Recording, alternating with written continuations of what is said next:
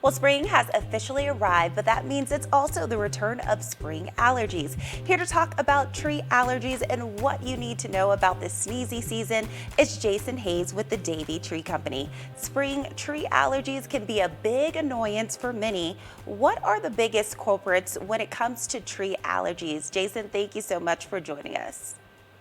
Thank you. Some of the biggest culprits of tree allergies are the trees that are going to push their leaves out the soonest. So birch trees, maple trees, ash trees. A lot of time here in the Northwest, alder trees are a really big problem. Anything that have the catkins, they start to push the pollen out first. As temperatures start to warm, they're the first ones to produce all that pollen that makes you sneeze. When can people expect the worst tree pollen compared to other pollen producers like grass? Worst tree pollen, it's going to vary by area of the country. Here in the Northwest, I started feeling allergies because we had a mild winter in January. Usually the peak season is probably February to March. And then as it starts to get warmer and hotter, then tree pollen tends to go away. And then we move into the grass season, and that can affect a whole bunch of other people. And we talk about all the time of the year, but is there a time of day that is worse for tree pollen?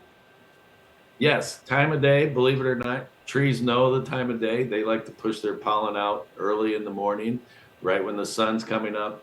Wind tends to move more pollen as the day starts to warm up.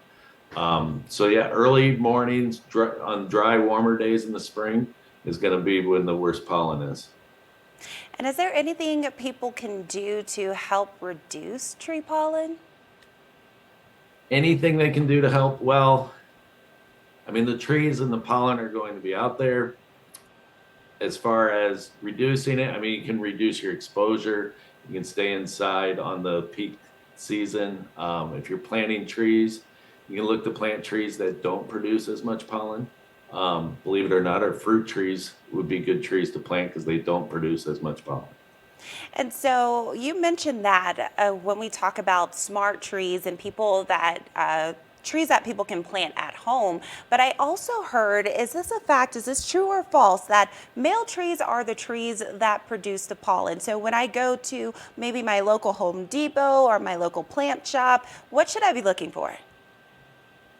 What should you be looking for? Well, I would ask your local arborist which are the best trees that aren't going to produce as much pollen.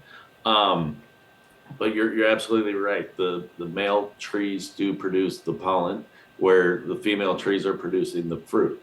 So I would ask those questions. Some people are more allergic to other trees than other people are. So depending on yourself, it would depend which trees to pick.